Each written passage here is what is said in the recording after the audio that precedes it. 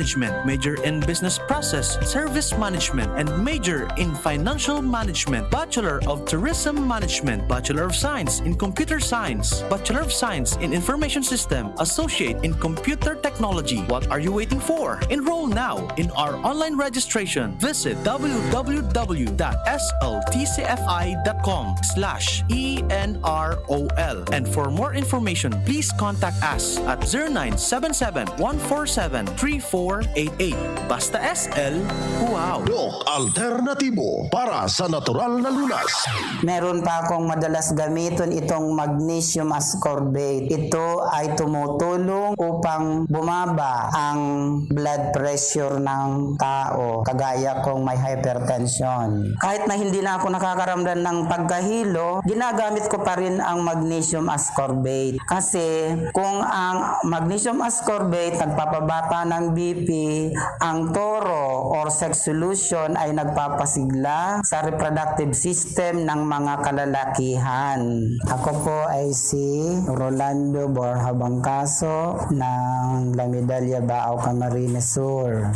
Ang Doc Alternativo The Business Center sa Legazpi Branch, Zone 19, Rizal Avenue, 2nd floor, Paxson Building, Barangay Cabangan, Legazpi City. Para sa karagdagang impormasyon, kumonekta lang sa 0967-583-1820. Doc Alternativo para sa natural na lunas. Class, siya ang ating school nurse. Oo mga bata, nandito ako ngayon para ituro ang 4S kontra dengue. Unang S, search and destroy breeding places. Pangalawang S, seek early consultation. Pangatlong S, self-protection measures. At pang-apat na S, say yes to fogging in times of outbreak. Naintindihan niyo ba, class? Ano ang dapat gawin?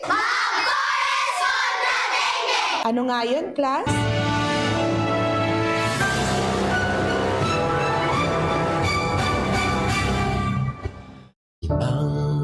Daang taong biyaya, salamat Panginoon sa iyong punla.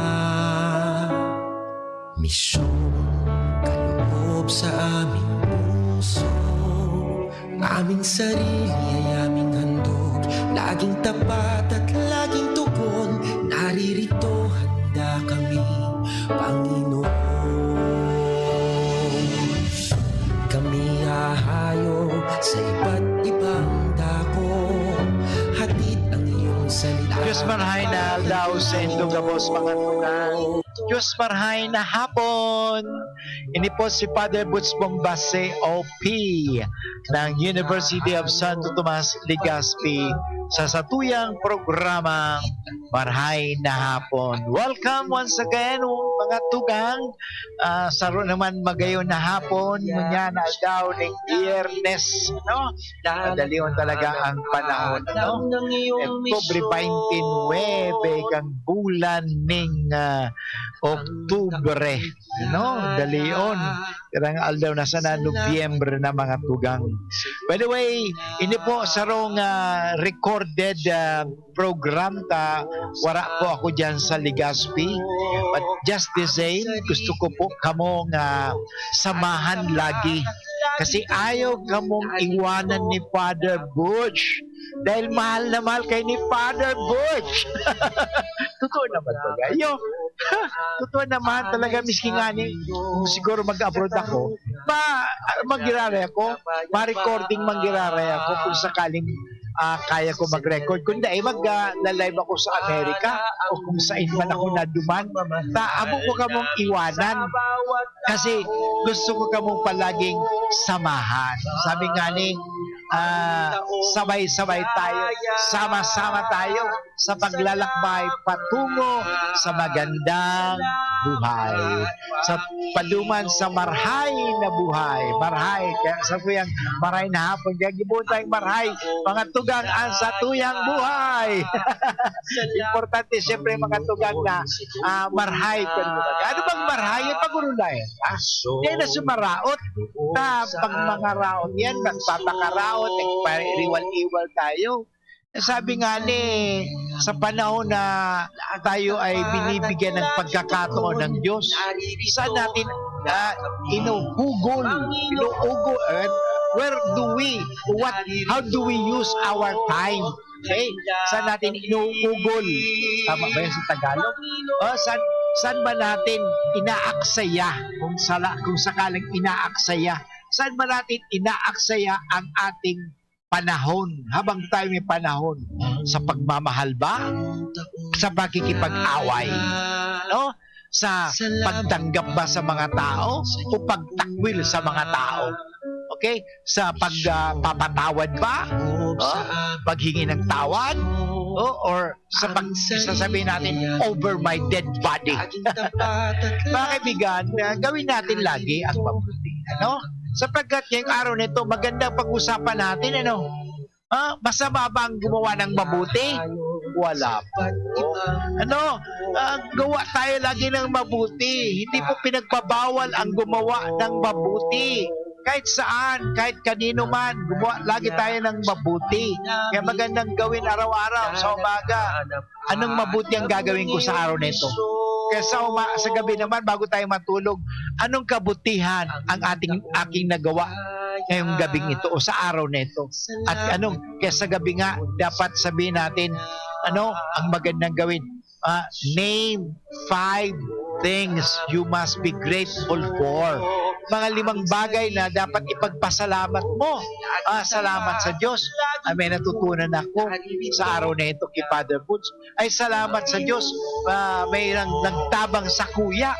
Yun. Alam mo, mga little things matter a lot if we only give back. Okay mga tugang, siyempre, bago tayo magpungka sa tuyang programa, inaanyayahan ko ka muna na mga jikata sa tuyang paboritong pangajion na memorare. Sa ngalan ng Ama at ng Anak at ng Espiritu Santo. Amen. Alalahanin mo, o kabanal-banalan Birhen Maria, na walang sino man humiling ng iyong kalinga at tulong na hindi mo tinugunan. Sa pagtitiwalang ito, kami na mga makasalanan ay umaasa sa iyong pagmamahal.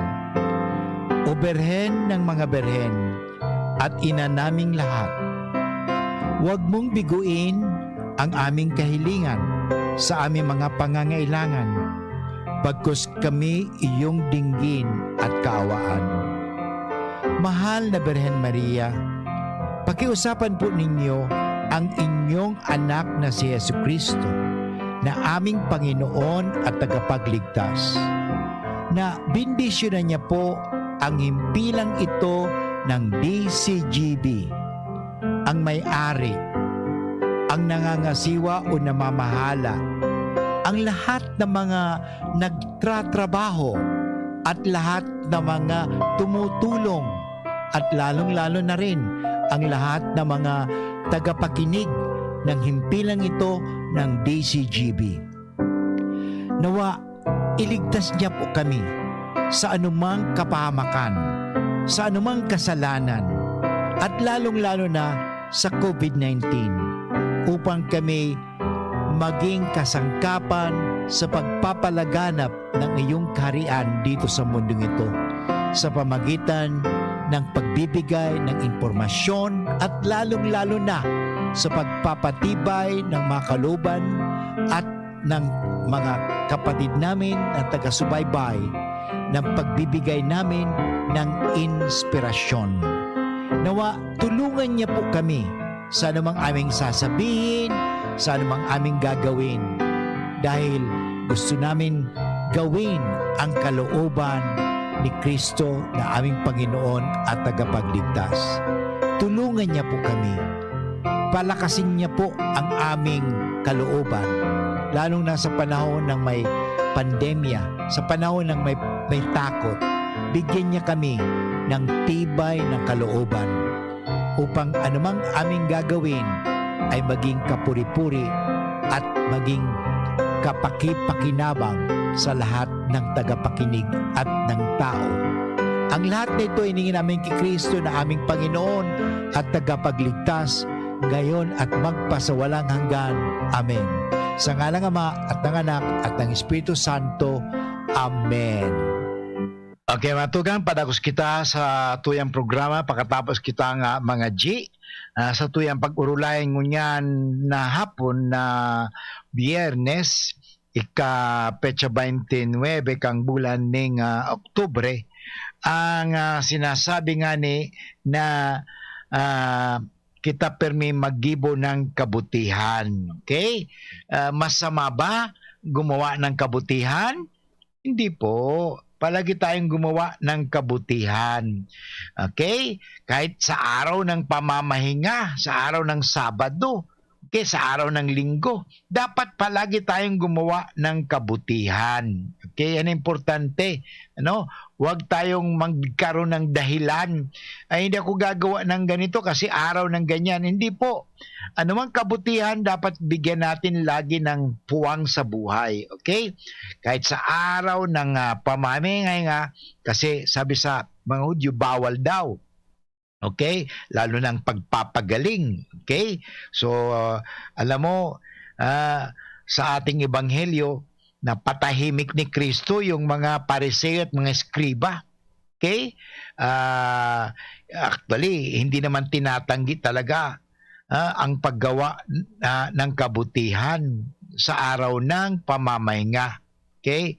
So, kailangan natin gawan ng kabutihan lagi. Okay? So, mga kaibigan, babalik po ang inyong lungkod pagkatapos ng mga paalala. Sa kulog kang payo asin kalintura, anong bulong ang dapat? Han, para sa ako, dapat makusog. Mahal, para sa ko, dapat maingat magparahay. Daina kaipuhan mamili pa. Mag-Biogesic, magkasing kusog, pero maingat magparahay. Arog kaiyan mag-ataman, ag-Biogesic. Ayos! Marita, pwede palang parehas. Ingat! Unilab yan. Paracetamol is the generic name of Biogesic. If symptoms persist, consult your doctor. Paracetamol Biogesic. Sa sakit ng ulo at lagnat, piliin ang singgaling ng malakas na gamot at maingat magpagaling. Alagang Biogesic. Ingat! Permitang pigkakaputanan sa tuyang mga kamot na dai narereparo. Maging maingat. Managudigdi asin likayanan pagkapot sa mga mata. Dungo asin ngimot. Dahil dakol ang pigkakaputan kan sa tuyang mga kamot, posibleng makakaakitaning virus. Pirming rumdumon na kapag kontaminado ang sa tuyang kamot, nalilipat ang virus sa tuyang mga mata. Dungo asin ngimot. Mantang pwedeng makalaog ang virus sa tuyang lawas. Asin posibleng magdaraining helang. Ang COVID-19 prevention na ini hatod sa Indo ni Congressman Alfred Apid de los Santos, Representative of ang Provinciano Party List, DPWH Regional Office 5, Congressman Fernando Didi Cabredo, kan 3rd District of Albay. Nakaupo, amoy pawis agad.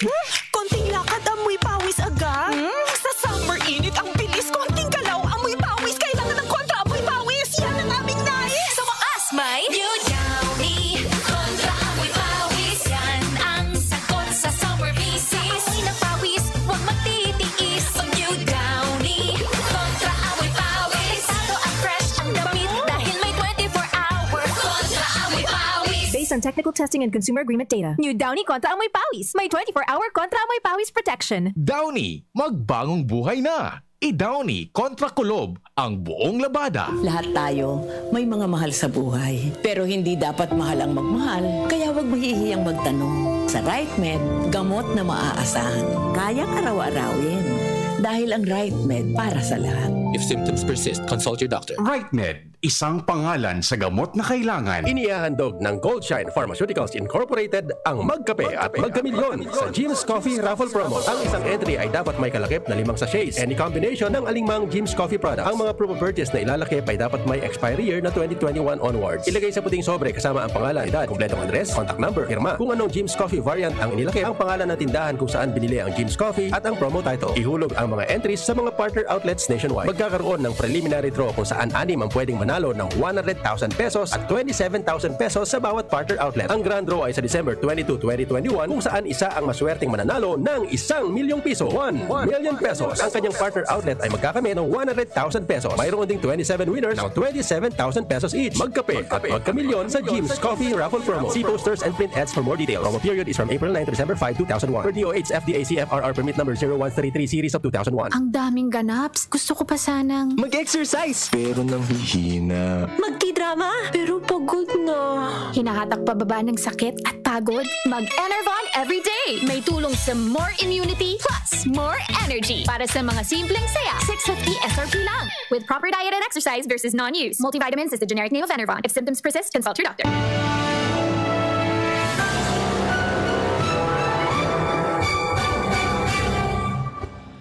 Okay mga tugang, balik po kita giraray sa tuyang programang Maray na Hapon with Father Butch Bombase OP. At sa tuwing nga na pinag-uurulayan ngunyan ang paggibo ning karahayan. Ano? Palagi dapat tayo gumawa ng kabutihan sa kapwa. Anumang oras, kung kanino man. Huwag natin pipiliin, gagawa lang tayo ng kabutihan doon sa magaganda, sa mga mayaman, pero sa mga mga taong hindi ganong maganda, hindi gwapo, hindi tayo gagawa ng kabutihan. Hindi. Lahat tayo, wala tayong dapat piliin. Tulad ni Kristo, walang pinipili si Jesus. Ano?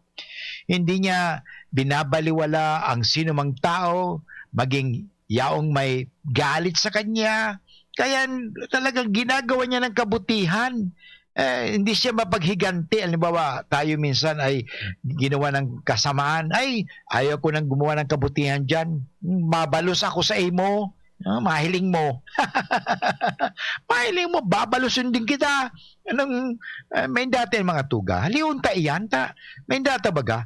Ang magayon na, kitang sabi nga, dinadalang masamang loob. Okay? Kasi may dinadala ka masama pa. Sabi nga, may itinatanim ka, tatanim mo pa, masama ng loob. Hindi maganda yan. Kung magtatanim ka man lang, magtanim ka na ng mabuti. Di ba? Tama nga naman baga. Magtanim ka na ng mabuti.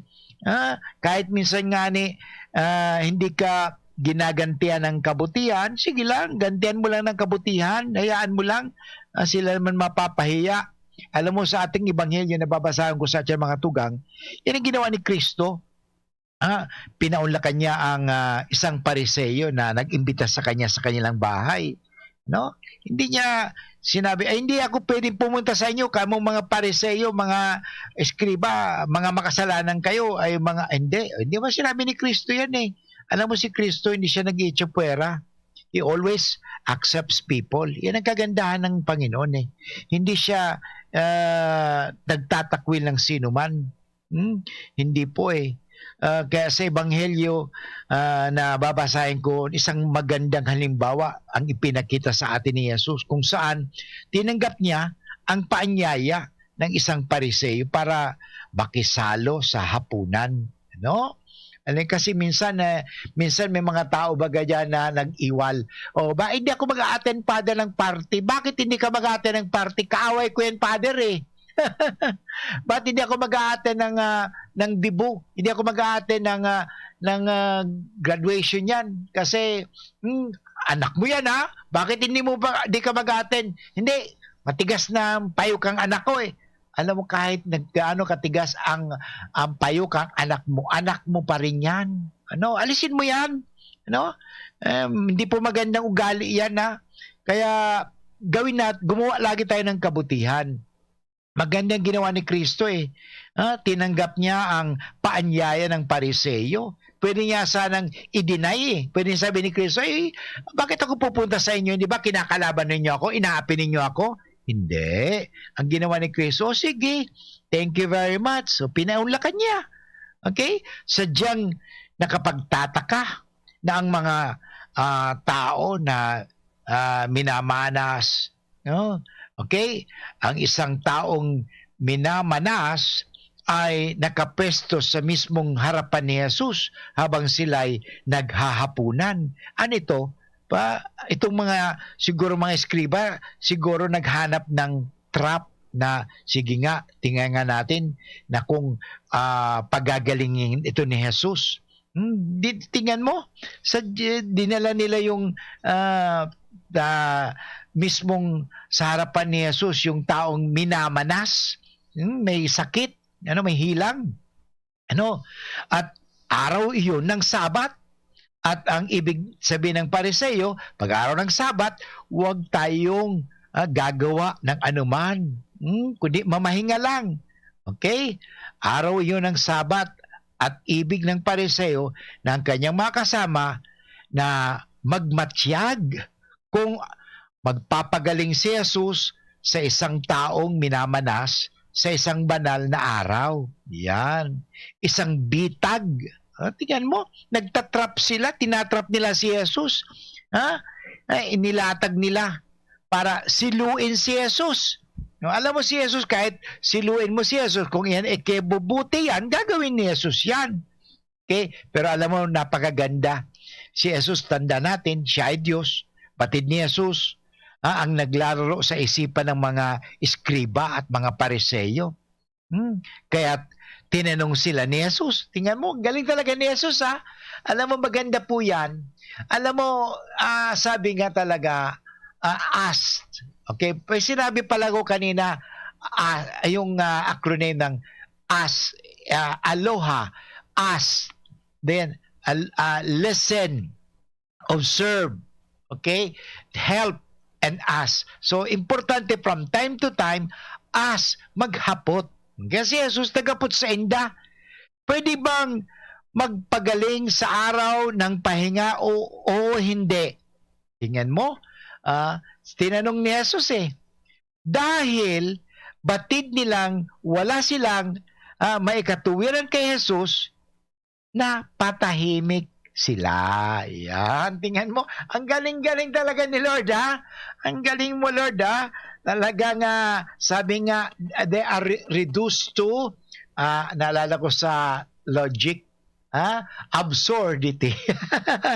Alam mo, nagtanong talaga si Jesus. Alam mo, maganda yun magtatanong ka na, ang tanong talaga, pwede bang magpagaling sa araw ng pahinga o hindi? Oo o hindi? Para ba sinasabi, pwede bang gumawa ng kabutihan o hindi pwedeng gumawa ng kabutihan? Okay? Magaling si Jesus. Hindi ba? Napahiya sila. Yung mga escriba at pariseyo, wala silang ipamukha. Anong nangyari? Sabi nga, they are reduced to silence. Yun, ignorance. Hindi lang ignorance, actually yun Okay? Kasi kanilang ika-ipokrituhan. Hypocrite. Okay? Ipinamukha ni Jesus sa kanila ang kanilang pagiging ipokrito o hypocrite. Sa pagpapahintulot nila na iligtas ang alagang hayop at hindi ang tao sa araw ng pahinga. Minsan nasabi ko na ito na minsan may mga taong mas mahal na mahal pa nila ang hayop kaysa sa tao.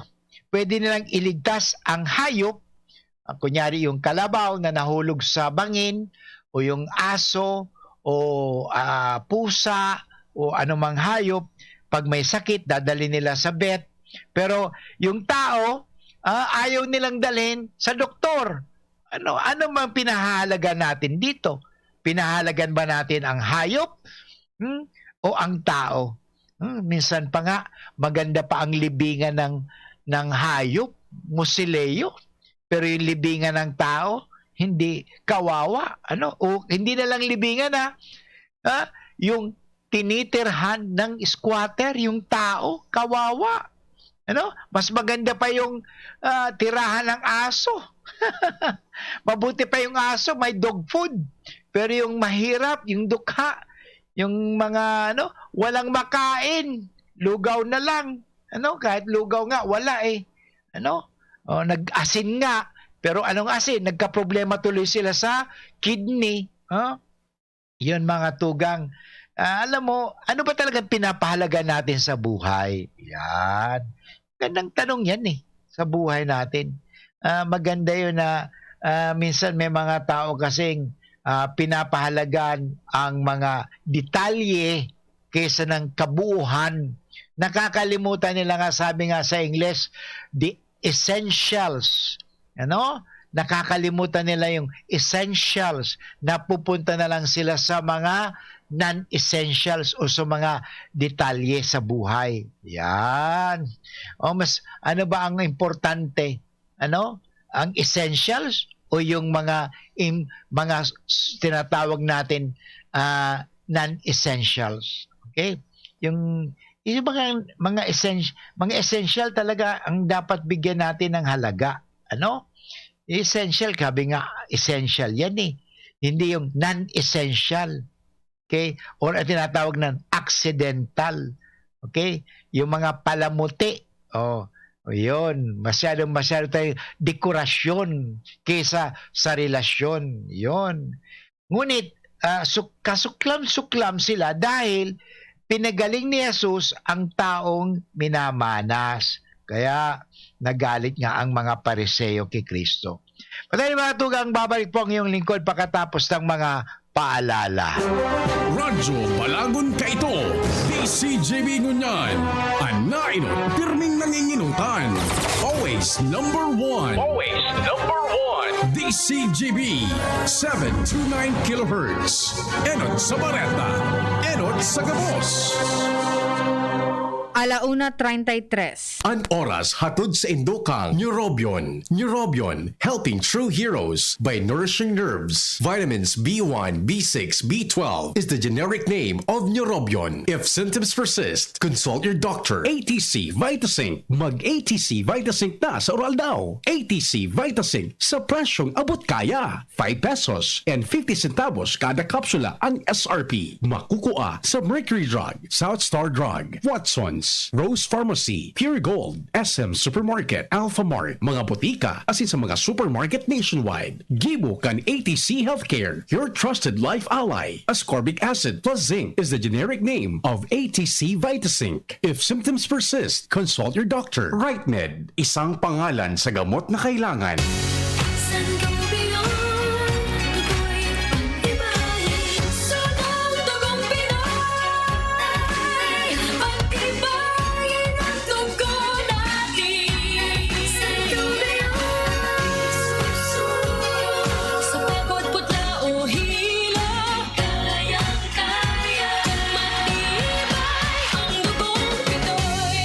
Sangobion Iron Plus every day with proper diet and exercise. Multivitamins plus minerals is the generic name of Sangobion Iron Plus. If symptoms persist, consult your doctor. Pag ang kababaehan, igwa man na itabang, digdi sa barangay. Salamat po ni Congressman Fernando Dini Cabredo na kami. Iniwan niyang produktibo, Diyos mabalos man sa imo. Kami ang mga kababaehang ibig sa barangay San Jose, Binubatan, Albay. Iyo ini ang Taranuman Project ni Congressman Fernando Dini Cabredo.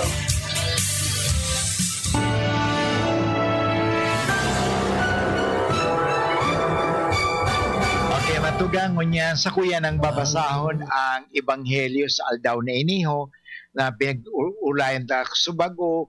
May mga tao talaga na masyadong nakapokus sa non-essentials, sa mga detalye kaysa sa substance, sa mga hindi man ganong importante kaysa sa importante. Ang importante yung kabuuhan. Okay? Importante yan. So, ang Ebanghelyo ay hali sa Ebanghelyo ni San Lucas, Kabanata 14, talata 1 hanggang 6. Ini mga tugang manunungod sa binulong ni Jesus ang lalaking naghehelang. Sarong aldaw na Sabat, nagkakan si Jesus sa harong ning sarong leader na kaayon kang mga Pariseo. Duman, pinagmasdan siya kang mga tao. Grabe talaga itong mga tao. Usyusero.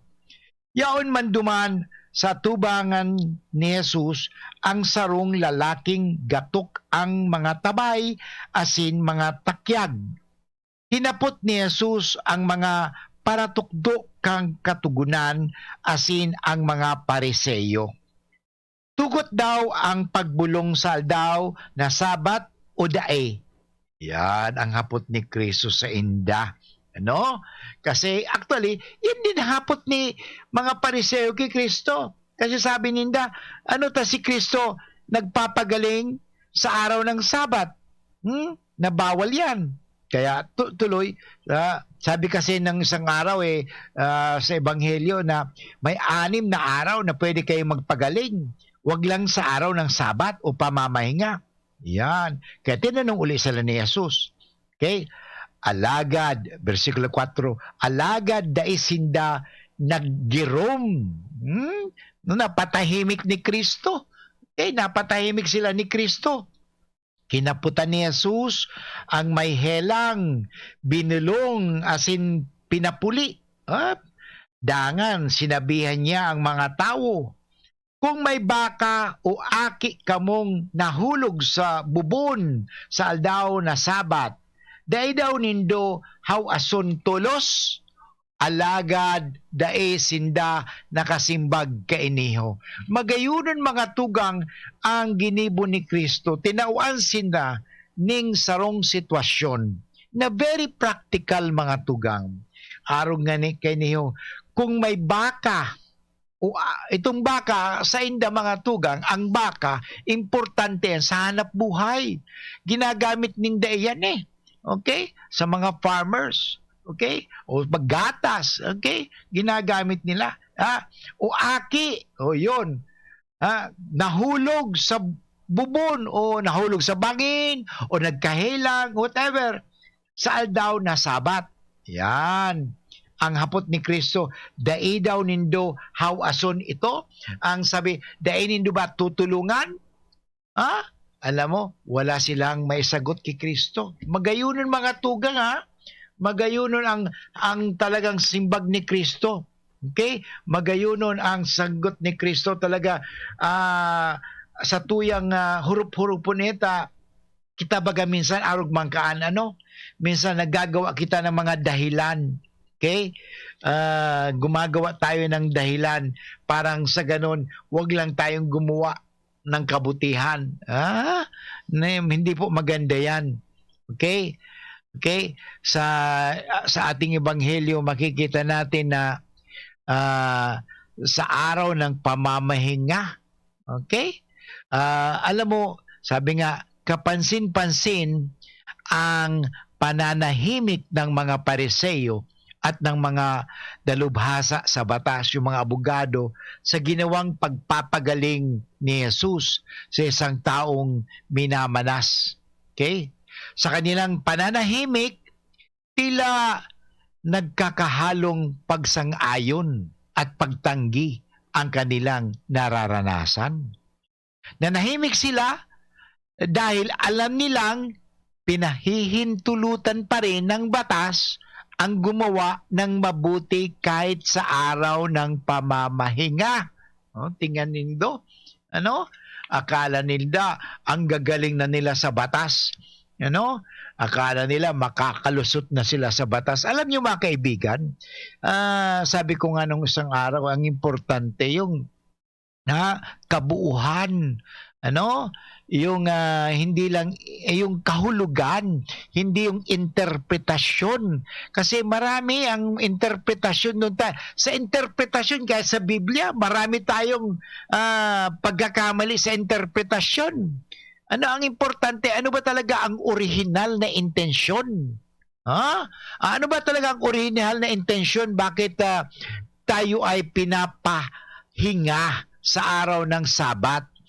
Parang sa ganun, magpuri sa Diyos. Yun naman talaga ang dapat doon Kaya sa araw ng Sabat, wala tayong gagawin kundi praise the Lord, praise the Lord. Okay, may nakita tayong gumagawa ng kabutihan, praise the Lord. Yan ang dapat gawin Yan ang nakakalimutan kasi. Ulitin ko mga tugang. Ang mga lawyers, kahit mga religious leaders, okay, mga kapatid natin sa Biblia, ang daming interpretasyon. At dahil sa interpretasyon, nagkakabahagi tayo, nagkakanya-kanya tayo. Kaya ang tanong, ano ba talaga ang original na intensyon? Okay? Ano ba talaga ang original na intensyon? Bakit ganon? Yun, hindi interpretasyon, kundi original na intensyon. Okay? Napakahalaga po yan Okay? Kaya napatahimik ang mga Pariseo, ang mga eskriba. Okay? Napatahimik sila ni Kristo. Kasi nga, hindi naman ang original na intensyon sa Sabat, magpahinga, parang magpuri sa Panginoon, magpasalamat sa Panginoon. Hindi yung basta wala ka nang gagawin. Okay? Alam mo, hindi naman po ganun yun Okay? So, kaya sa araw ng Sabat, si Father Mac, may ginagawa nga di ba? Hindi man masama yung ginagawa ni Father, di ba? O bakit may ginagawa siya? Ibig sabihin, iukol natin sa Diyos. O ano ang tungkol sa Diyos? Paggawa ng kabutihan, di ba? Yan, palagi tayong gumawa ng kabutihan. Okay, yan. Kaya sa araw ng Sabat, o sa Sabado, Linggo, o bakit? Hindi ba pwede ba naman tayo mag-feeding program Nagtatrabaho ka. Bawal yan. O hindi po bawal ang feeding program sa linggo. Magpapakain ka sa mga may sakit o sa may hilang. Hindi po bawal yan. Sa kanila, bawal yan. Okay? Sapagkat wala tayong gagawin doon, kundi matulog, magpahinga. Ay, alam mo, hindi po naman ganun ang original na intention sa Sabat. Okay? Kundi ang gumawa ng kabutihan. Okay? So, nanahimik sila dahil alam nilang pinaghihintulutan pa rin ng batas ang gumawa ng mabuti kahit sa araw ng Sabat. Pero sa kanilang mga puso, pilit nilang itinatanggi na tama ang ginawa ni Jesus. Okay? Kaya binigyan sila ni Jesus ng halimbawa. Kaya yung sinabi ko kanina, yung halimbawa, kung may anak kayo, may bakang nahulog sa balon, anong gagawin? Wala ba kayong gagawin? O parang nanay mo may sakit. Babantayan mo, araw ng linggo, hindi ka makapagsimba. Babantayan mo, iwanan mo ang nanay mo. Siyempre, babantayan mo kahit hindi ka nakapagsimba. Hindi po kasalanan yun. Okay? Sapagkat mabuti rin po yan, ginagawa mo. Sasabihin, mali yan. Dapat nagsimba ka muna. Alam mo mga kapatid, masyado ka naman yata mapanghusga. Yan ang problema minsan sa ibang mga religious Akala mo kung sino na silang banal. Banal na aso, santong kabayo pala sila Akala mo mapanghusga, mapanlait. Ang tunay na taong banal, mapagmahal, hindi mapanlait, hindi mapanghusga. Yan mga tugang, hindi mapangmaliit. Hindi po ganun ang tunay na banal. Ang tunay na tagasunod ni Kristo ay hindi ganyan ang pag-iisip. Okay? Tulad ni Kristo. Mapagmahal, mapagpatawad, mapag-unawa, mapagmalasakit. Yan ang ginawa ni Kristo. Okay? Yan ang napakagandang halimbawa. Kaya napakaganda itong ebanghelyo, itong marhay na bareta ngunya na aldaw. Kaya igwa kita na yung marhay na hapon. Okay? So babalik po ginaray ang sa inyong lingkod pagkatapos ng mga paalala. Ang daming ganaps. Gusto ko pa sanang mag-exercise. Pero nang hihina. Magki-drama. Pero pagod na. hinahatak pababa ng sakit at pagod. Mag-Enervon everyday. May tulong sa more immunity plus more energy. Para sa mga simpleng saya, 650 SRP lang. With proper diet and exercise versus non-use. Multivitamins is the generic name of Enervon. If symptoms persist, consult your doctor. May iba't ibang karamdaman ka ba gaya ng high blood pressure, diabetes, sakit sa puso, sa kidney, sa atay, may myoma, na stroke, may gallstones, cancer at marami pang iba? Ang Amazing 4 ng Miracle Health Corporation ang subukan mo. Makakatulong dahil mula ito sa epektibong Amazing Trio at mas lalo pang pinalakas dahil sa Mega 1 na mayroong 21 sangkap. Subok ng nagpapalakas ng immune system at marami na ang mga natulungan na mayroong iba't ibang karamdaman. Huwag nang patagalin pa. At magpakonsulta. Maaaring pumunta kay Doc Joey Bitito sa Barangay 18, Cabangan West, Legazpi City, kaharap lang ng Bangko Sentral ng Pilipinas. O tumawag sa 0998-975-8121 or 0917-853-8933 para sa free consultation sa natural medicine. Mapapanood din ang serbisyong natural, kalusugan at bayanihan sa YouTube channel at sa Facebook page na Doc Joey Bitito. Ang health tip na ini hatod sa Indo, Can Robust Dietary Supplement for Men. Ang komunikasyon, importanteng parte kang relasyon. Pagkaigwanin bukas, asin honestong pakikipaghuron sa imong partner para mas komportable nindong pag-ulayan ang mga pangangaipo, kahaditan, asin kagustuhan para mas papakusog ang tiwala, asin marhay na pag-ibanan. Ang health tip na iyan hatod sa Indo kan Robust Dietary Supplement for Men. Robust, astig to. Importanteng pagirumdom. Ang Robust bako bulong. As hindi pwede gibuho na pambulong sa anumang klaseng helat. Class, siya ang ating school nurse. Oo mga bata, nandito ako ngayon para ituro ang 4S kontra dengue. Unang S, search and destroy breeding places. Pangalawang S, seek early consultation. Pangatlong S, self-protection measures. At pang-apat na S, say yes to fogging in times of outbreak. Naintindihan niyo ba, class? Ano ang dapat gawin? Ano nga yun, class? Ang new normal kasama ang Gen-Z. Face mask, check. Face shield, check. Alcohol, check. Sapat na ba para sa depensa at proteksyon? Dapat may Gen-Z din araw-araw. Ang Gen-Z Vitamin C ay nakakatulong magpalakas ng immune system. Kasama ang proper diet at exercise, may laban sa impeksyon, may distancing sa sakit, proteksyon at depensa sa labas at loob. Ito ang new normal natin. Gen-Z Vitamin C. May laban tayo! Ascorbic acid is the generic name of Gen-Z. If symptoms persist, consult your doctor.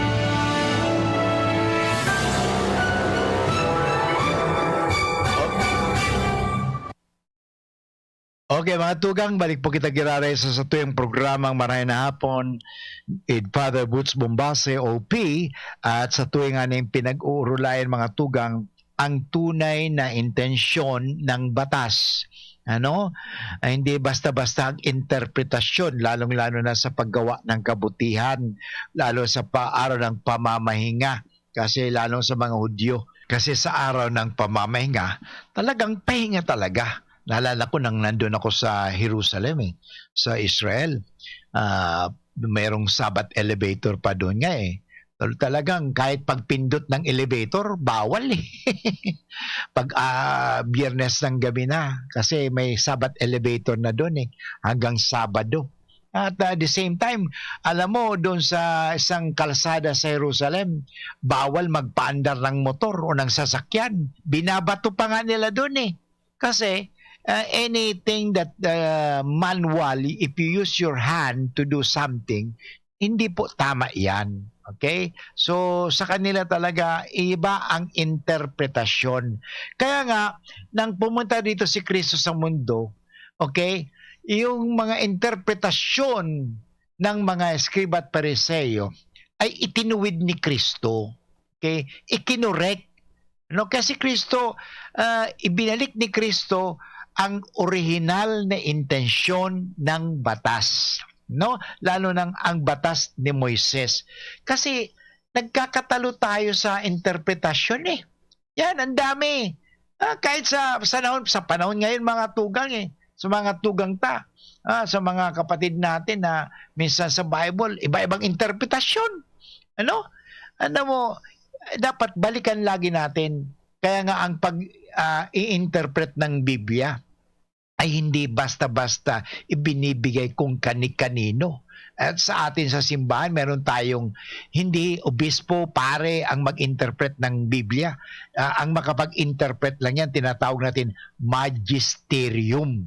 Okay? O parang sa batas, the only authority that can interpret the law, okay, is the Supreme Court. Hindi lahat na pwedeng mga abogado. Kaya yung mga abogado sumusunod sa interpretasyon ng Supreme Court. Kaya nga ano bang sinasabi ng Supreme Court? Yun mga tugang. Arog man kaan sa tuya. Kaya mag-ingat ka mo mga tugang, kasi kadakol ng mga naliligaw At marami pang maliligaw dahil sa interpretasyon. Okay? Maraming interpretasyon. Pero ito ang tatanungin lagi natin. Ano ba talaga ang original na intensyon? Yan. Let's go back to the basic. Let's go back always to the foundation. Sabi nga, let's always go back to the purpose. Okay? Alam mo, importante yan Sabi, ano ba talaga ang purpose ng batas? Okay? Ano ba talaga ang purpose ng batas? Alam mo, ang kautusan ay para sa ikabubuti ng buhay. Yan. Tingnan mo, bakit kahit sa definition ng law, what is law? Okay? It's an ordinance of reason promulgated by the one who is in charge of the authority for the common good. Yan. In other words, for good. Sa ikabubuti ng buhay. Kaya pag ang batas hindi ikakabuti ng buhay o hindi para sa ikabubuti ng buhay, ay hindi po yan talagang batas. Yan po ay hindi batas. Hindi magandang batas yan. Bad law yan. Okay? Not good law. Kasi may tinatawag natin immoral na batas. Okay? Tulad ng diborsyo. Okay? Ng capital punishment or death penalty. Immoral, mga kapatid yan. Immoral. Okay? Yung contraception. Immoral. Okay? Hindi nangangahulugan na, hindi Father, okay na, may batas naman ng divorce may divorce. Hindi po, batas ng tao ang makapagliligtas. Tandaan natin yan Akala kasi natin, ang batas ng tao ang makapagliligtas. Tingnan ninyo, marami nang ginawa ang taong batas. Pero marami ring napahamak. Tingnan mo, kahit itong diborsyo, hindi nangangahulugan ang divorce sarong solusyon. Bakit? Kasi pag ang sarong babae o ang lalaki nag-divorce, sigurado maagom giraray. At pagkatapos i-divorce giraray sa pangalawa, i-divorce giraray sa pangatulo. So anong nangyari? Kawawang mga bata. Kawawa ang apektado palagi ang mga bata. Ay hindi rin Father lahat ang mga bata apektado, pati din yung babae apektado rin. Pati mag-asawa actually lahat tayo apektado ang buong lipunan. So, nakakatulong po ba? Father, kasi solution natin yan. Parang pag ayaw ko na sa kanya, Father, di pwede ko siyang hiwalayan. Hindi naman hiwalayan ang solution Ano bang ginagawang paraan? First of all, did you do something to reconcile? Did you do something to patch up? Siguro wala kang ginagawang dahilan. Akala kasi natin, pag may ang solusyon, parang madali ang solusyon, ito ang gawin natin. Pag ayaw ko na sa'yo, nagsawa na ako sa'yo, babae sa'yo, nagsawa ka na sa akin, diborsyo na tayo, okay? Yan ang solusyon, diborsyo. Hindi po solusyon ang diborsyo. Okay? O sabi nga naman, kasi marami tayo ng anak. Ang solusyon, abortion, pagpatayin mo na lang anak mo, nasa sinapupunan, patayin mo na lang yan. Ganun po ba ang solusyon? Mali po yan. Kahit masabi naman, batas na ng Father ang abortion, that is unjust law. Yun mga tugang. Kaya mag-ingat tayo. Hindi dahil sa sinasabi, batas naman Father yan. Yan ang problema sa atin. Sasabihin ko sa inyo ngayon ito. Ito. Pag masakit ang ulo mo, okay, ang magandang solusyon yan, putulin mo ang ulo mo para hindi ka na magkakaroon ng sakit ng ulo. Patay ka na. Ganun ba yan? Hindi po ganun yan. Ang solusyon dyan, tingnan mo muna, ano ba ang dahilan kung bakit nagkakasakit ka ng ulo? Yun, kahit ang tawag nga yan, hindi man ako doktor, ang tawag yan, prognosis. Diagnostic agad. Prognosis muna bago mag-diagnose. Ano yung tinatanong may lahi ba kayong ganito? Ano ba mga kinakain mo? Ano bang lifestyle mo? Kasi kadalasan ngayon ang sakit yan lifestyle disease. Tanda natin, ang batas o ang kautusan ay para sa ikabubuti ng buhay. Dahil ang may akda ng kautusan ay ito ang isang nagbibigay buhay na Diyos na hindi kailanman tumatangging gumawa ng mabuti at tama sa anumang pagkakataon. Yan naman talagang importante. Okay? Dahil ang gumawa ng batas ay mabuti ang Diyos. Okay? Kaya para sa kabutihan, gamitin natin yan sa kabutihan. Okay? So, napakahalaga ang mga tugang. Okay? So, ulitin ko ang kautusan ay para sa ikabubuti ng buhay dahil ang may akda ng kautusan, lalo na ang pamamahinga, ito ay isang nagbibigay buhay ng Diyos na hindi kailanman tumatangging gumawa ng mabuti at tama sa anumang pagkakataon. Kaya nais ni Jesus na buksan ang kanilang puso't isipan sa katotohanan ito, ngunit sa huli ay tahimik nilang itong itinatanggi. Okay? Kaya mga tugang, itinatanggi pa ba natin ang paggawa ng kabutihan? O itinatanggi pa rin ba natin na hindi, sundin na natin ang utos ng tao kaysa sa utos ng Diyos? Ang tanong ko sa iyo, iiwanan ko sa iyo nga mga kaibigan, anong utos ang makapagliligtas? Ang utos o batas ng Diyos o ang batas ng tao? Marami nang nasira ang tao. Itong pandemyang ito, sinong may gawa? Tao din eh. Ano? Sino ang nagkakalat ng sakit? Tao din eh. Ano? Kasi gusto nilang may batas sila na ang batas nila annihilation, na lahat sila na lang daw ang maiiwan dito sa mundo, kaya kailangan patayin ang mga tao dito sa mundo. Ganun ba yan? Mga kaibigan, ipagdasal natin. Okay? Pagdasal natin na ang Diyos ang magwawawi. Totoo naman, sa bandang huli, ang uling magsasalita ay ang Diyos. Okay? Hindi ang tao. Bakit? Ang tao, ang lahat ng tao, makapangyarihan, mayaman man yan, ay mamamatay. Ang Diyos, hindi. Dahil ang Diyos, makakamhan. Okay? And mga tugang, inabot tayong orasing pamamaharam. Sana nakapagbigay ako ng inspirasyon sa Indo na ulitin ko mga tugang, importante, huwag tayong masilo sa mga interpretasyon. Palaging tingnan, ano ba talaga ang original na intensyon. Magdasal na po tayo ng dasal para kay San Miguel Arcangel. Sa ngalan ng Ama at ng Anak at ng Espiritu Santo. Amen. San Miguel Arcangel, ampunin mo po kami sa labanan at maging banday ka nawa namin sa kalupitan at sa mga silo ng demonyo. Sugpoy nawa siya ng Diyos na pinagmamakaawa namin sa iyo at ikaw, prinsipe ng mga hukbo sa langit. Sa kapangyarihan ng Diyos, ibulid mo sa kailaliman ng impyerno si Satanas at ang lahat ng mga malulupit na espiritu na gumagala sa sanlibutan at nagpapahamak sa mga kaluluwa. Tulungan po ninyo ang himpilang ito ng DCGB.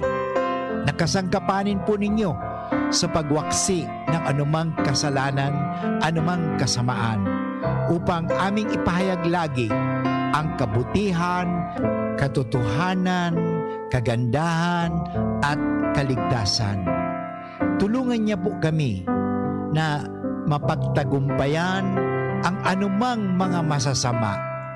Iadya niya po lagi kami sa disgrasya, sa anumang sakuna, upang kami patuloy na maging kasangkapan sa pamagitan ng pagpapahayag.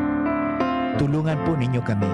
Ang lahat nito ay hiningi namin kay Kristo na aming Panginoon at tagapagligtas, ngayon at magpasawalang hanggan. Amen.